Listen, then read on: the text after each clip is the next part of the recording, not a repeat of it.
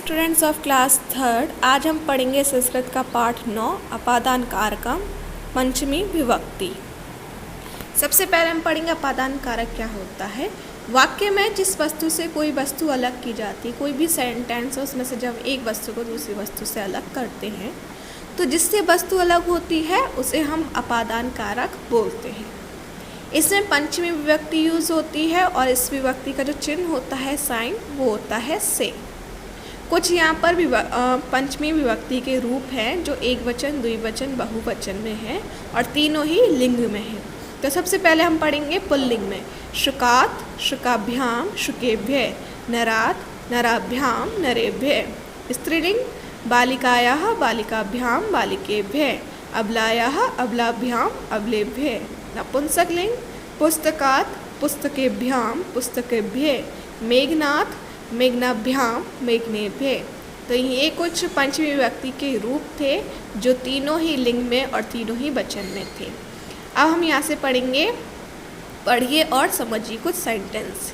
जैसे फर्स्ट है सविता आपणात पुस्तकानि आनयति, यानी कि सविता आपणात यानी कि बाजार से, पुस्तकानि पुस्तकें लाती है।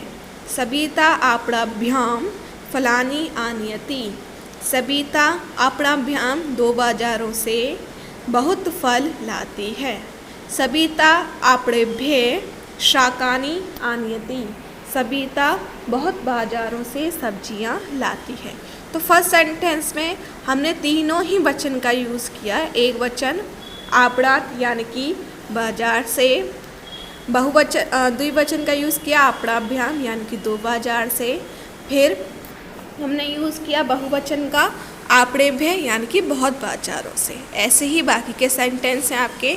पथिकः ग्रामात् आगच्छति, पथिकः ग्रामाभ्याम आगच्छति, पथिकः ग्रामेभ्यः आगच्छति, दुग्धम आनयति। तो इसका क्या होगा, यात्री गांव से आता है, यात्री दो गांव से आता है, यात्री बहुत गांव से दूध लाता है। यहाँ पर भी एक वचन, द्विवचन और बहुवचन तीनों का यूज़ हुआ। फिर है आपका कपिलः अश्वात् पतति, यानी कि कपिल घोड़े से गिरता है। विशालः रजतः च अश्वाभ्याम पततः, यानी कि विशाल और रजत दो घोड़ों से गिरते हैं। फिर है बालकः अश्वेभ्यः पतन्ति, यानी कि बहुत बालक बहुत घोड़ों से गिरते हैं। नेक्स्ट है वृक्षात् पत्राणि पतन्ति, यानी कि वृक्ष से पत्राणि बहुत पत्ते गिरते हैं। फिर है वृक्षाभ्याम पत्राणि पतन्ति, दो वृक्षों से बहुत पत्ते गिरते हैं। वृक्षेभ्यः पत्राणि पतन्ति, यानी कि बहुत वृक्षों से बहुत पत्ते गिरते हैं। फिर है वृक्षात् पुष्पाणि पतन्ति, यानी कि वृक्ष से बहुत फूल गिरते हैं। वृक्षाभ्याम पुष्पाणि पतन्ति, दो वृक्षों से बहुत पुष्प गिरते हैं। वृक्षेभ्यः पुष्पाणि पत्राणि च पतन्ति, बहुत वृक्षों से पुष्पाणि यानी कि बहुत फूल, पत्राणि और बहुत पत्ते गिरते हैं। यहाँ और के लिए हम यूज़ करते हैं च। फिर है बालकः विद्यालयात् आगच्छति, यानी कि बालक विद्यालय से आता है। बालको विद्यालयाभ्याम आगच्छत, यानी कि दो बालक दो विद्यालयों से आते हैं। बालकः विद्यालयेभ्यः आगच्छन्ति, यानी कि बहुत बालक बहुत विद्यालयों से आते हैं। तो ये सेंटेंस थे आपके तीनों ही वचन में, एक वचन, द्विवचन, बहुवचन कि पंचमी विभक्ति में हम एक वचन कैसे बनाते हैं, बहुवचन कैसे बनाते हैं, द्विवचन कैसे बनाते हैं। तो एक वचन में हम त लगाते हैं पीछे, द्विवचन में हम भ्याम लगाते हैं और बहुवचन में हम छोटे ए की मात्रा, जो आपका वर्ड होता है उसमें छोटे ए की मात्रा अध भ और यह लगता है हलंत के साथ, हलंत नहीं विसर्ग के साथ। अब हम करेंगे अभ्यास यानी कि एक्सरसाइज, जो आपका बुक वर्क है। जिसमें आपका क्वेश्चन नंबर 2 है। इसमें आपको मौखिक क्वेश्चन आंसर करने हैं। जैसे का है, शाकानी का हिंदी में अनुवाद क्या है, यानी कि शाकानी को हिंदी में क्या कहते हैं, बहुत सब्जियां।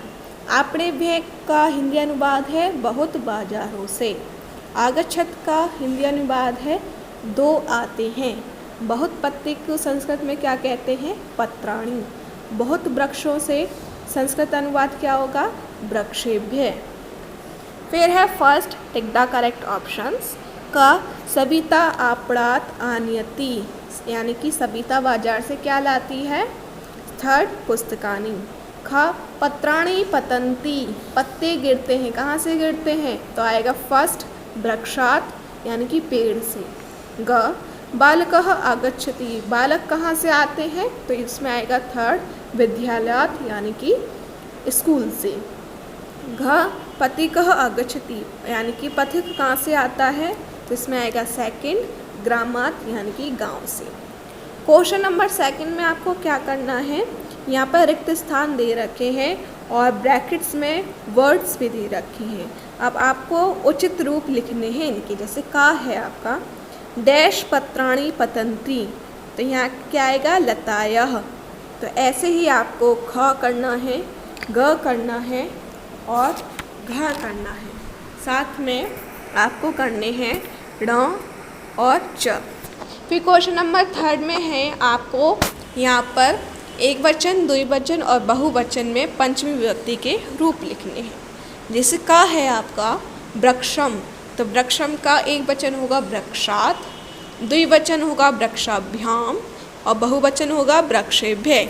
जैसे मैंने आपको बताया कि एक वचन में हम वर्ड के पीछे लगाएंगे त और आ की मात्रा के साथ त। जैसे वृक्षात में हमने लगाया श में आ की मात्रा लगाई और पीछे लगाया त। द्विवचन में आपको भ्याम लगाना है, यानी कि वही आपको वर्ड के लास्ट जो लेटर है उसमें आ की मात्रा लगानी है। उसके साथ आपको भ लगाना है, आधा भ, फिर य, उसके साथ आ की मात्रा और म में आपको लगाना है हलंत। फिर बहुवचन आपको क्या बनाने हैं, बहुवचन में आपके जो वर्ड है उसका जो लास्ट लेटर है उसमें आपको छोटे ए की मात्रा लगानी है, आधा भ, या और विसर्ग। इस तरह से आपके एक वचन, द्विवचन और बहुवचन बनेंगे। तो आपको ख, ग, घ, ण ये आपको बनाने हैं। फिर है क्वेश्चन नंबर 4।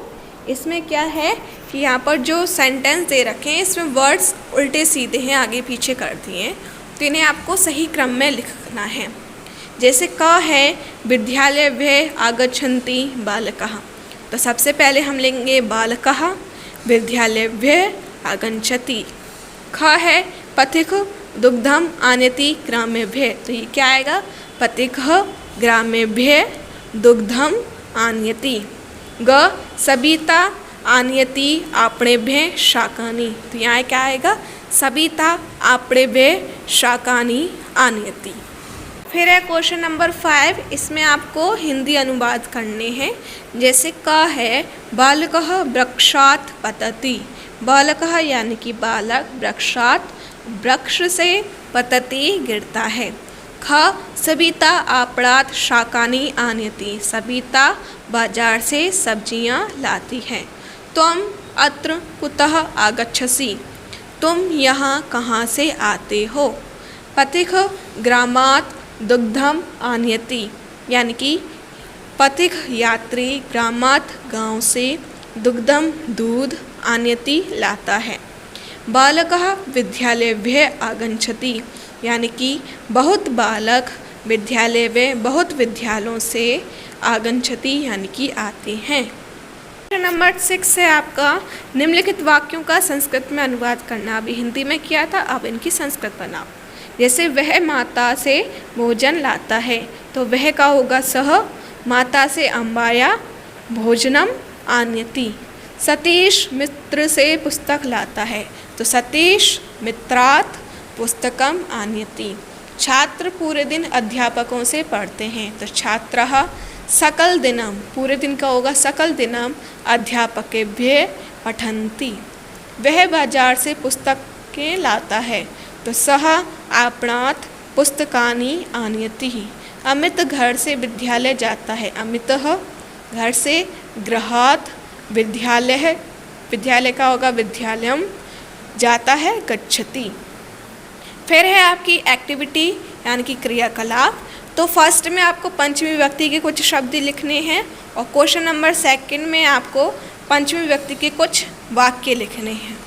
जैसे यहाँ पर मैंने 4 वर्ड्स लिख रखे हैं और 3 सेंटेंस लिख रखे हैं, ऐसे ही आपको यहाँ पर पंचमी विभक्ति के कुछ शब्द लिखने हैं और पंचमी विभक्ति के कुछ वाक्य लिखने हैं। ये हुआ आपका चैप्टर फिनिश। ये सब कुछ वर्क आपको अपनी बुक के अंदर करना है।